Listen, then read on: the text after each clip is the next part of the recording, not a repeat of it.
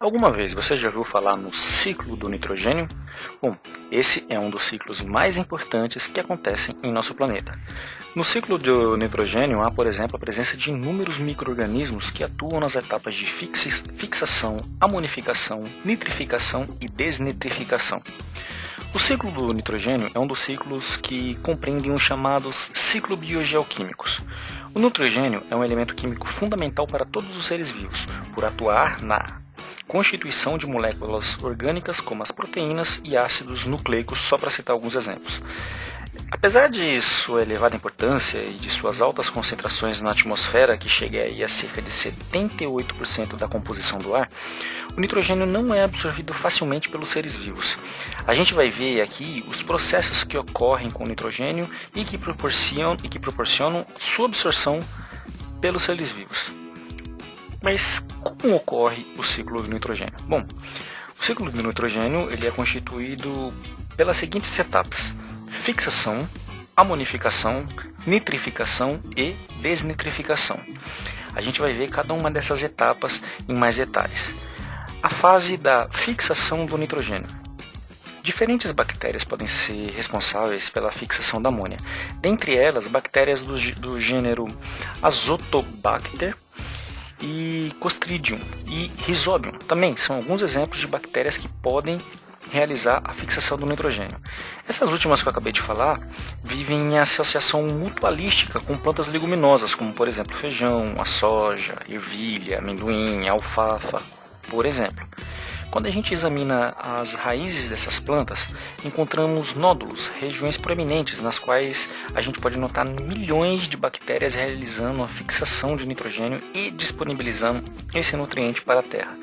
Tal associação entre células da raiz de plantas leguminosas e bactérias é chamada de bacteriorrhiza. A fase da amonificação. Além das bactérias fixadoras de nitrogênio e outros micro-organismos, na verdade, são responsáveis pela deposição de amônia no solo, os fungos e as bactérias decompositoras. A decomposição é um processo no qual compostos nitrogenados como proteínas e ácidos nucleicos são quebrados, formando amônia, que vai diretamente para o solo e pode ser absorvido pelos vegetais. Fase da nitrificação. Consiste na transformação da amônia em nitrato. O processo é dividido em duas etapas, a nitrosação e a nitratação. Na nitrosação, que é a oxidação da amônia presente no solo em nitrito, realizada por bactérias chamadas nitrosas, como as dos gêneros Nitrosamonas, Nitrosococos e ainda Nitrosolobos. Na nitratação, a oxigenação dos nitritos liberados nos solos é a fase onde ocorre a oxidação de nitritos liberados no solo em nitratos. Esse processo é realizado por bactérias chamadas de nítricas e tem como principais representantes a dos gêneros Nitrobacter. Fase da desnitrificação. Além das bactérias que eu comentei aqui e que realizam a nitrificação, encontram-se ainda presentes no solo as bactérias que, na ausência de oxigênio, realizam respiração anaeróbica e utilizam nitrogênio para esse processo. No caso, esse processo se chama quimiossíntese. Essas bactérias são chamadas de desnitrificantes e são responsáveis por utilizar o nitrato presente no solo para oxidar compostos orgânicos e dessa forma produzir energia. O nitrato utilizado para oxidação retorna para a atmosfera na forma de gás nitrogênio, representado aí por N2. E assim finaliza-se o ciclo e as concentrações de nitrogênio no solo e na atmosfera, que são devidamente estabelecidas. É claro, é evidente, na verdade, a complexidade apresentada pelo ciclo do nitrogênio, que deve em parte pela diversidade de seres vivos que interagem com o elemento durante o ciclo.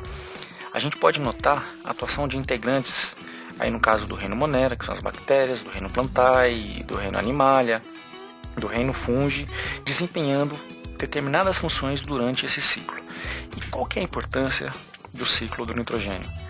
Bom, como eu já havia falado, o nitrogênio é um elemento extremamente importante e indispensável para a vida. Além de disponibilizar esse elemento na atmosfera, esse ciclo também é responsável por transformar o nitrogênio atmosférico em amônia, nitrito e nitrato e compostos que permitem a absorção pelos seres vivos. Não é apenas nos ambientes naturais que o nitrogênio apresenta elevada importância. Por ser um elemento essencial para o crescimento e desenvolvimento vegetal, é indispensável que os solos utilizados para o plantio de culturas diversas apresentem taxas adequadas de nitrogênio. A gente vai ver aí então uma das práticas que tem por objetivo realizar a adequação de concentração de nitrogênio no solo. E uma dessas práticas é a rotação de culturas. Em culturas agrícolas, o nitrogênio presente no solo é absorvido pelas plantas. Em uma plantação, ao realizar a colheita, é retirada daquele ambiente uma elevada quantidade de nitrogênio que se encontram nos tecidos vegetais. O que aconteceu? Aquele nitrogênio que estava na terra foi absorvido pela planta e quando você tira a planta daquele local, a terra perde aí um pouco do seu nitrogênio. E aí, dessa forma, ao longo de anos de plantio em determinada área, o que acontece? Uma diminuição da concentração de nitrogênio. Para repor essas concentrações, existem alguns mecanismos e dentre elas, como eu já havia falado, a rotação de culturas. Essa prática agrícola consiste na alternância de culturas, realizada com plantas leguminosas, que, como eu já disse, têm associação com bactérias fixadoras de nitrogênio, que aumenta a concentração de nitrogênio no solo que foi retirado por outros vegetais. Da mesma forma que a ausência de nitrogênio em um ambiente é prejudicial, seu excesso também pode causar distúrbios ambientais. Dentre os principais distúrbios causados pelo nitrogênio, há o fenômeno da eutrofização, que é resultante do aumento drástico de nitrogênio e também de fósforo nos ecossistemas aquáticos. O principal responsável pelo aumento de nitrogênio nos ambientes aquáticos são as indústrias que liberam seus rejeitos sem tratamento nos córregos de água. Este acúmulo de nitrogênio propicia o aumento da reprodução de água, que gera um acúmulo de matéria orgânica e posteriormente retira o oxigênio da água devido à ação de bactérias aeróbias. Bom, e aí? O que você achou? Deixe seu comentário, sugestões e se você gostou desse canal, se inscreva e eu te vejo na próxima. Até mais!